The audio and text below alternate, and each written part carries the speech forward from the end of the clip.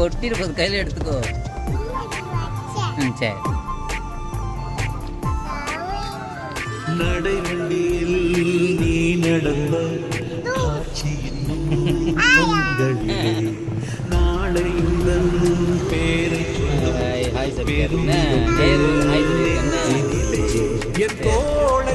Juice குடிங்க.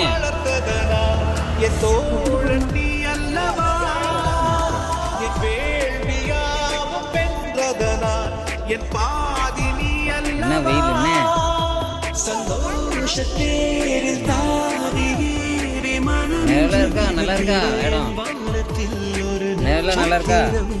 புதிதாக சிரிக்கின்றதே எங்கே என்று எதிர்பார்த்த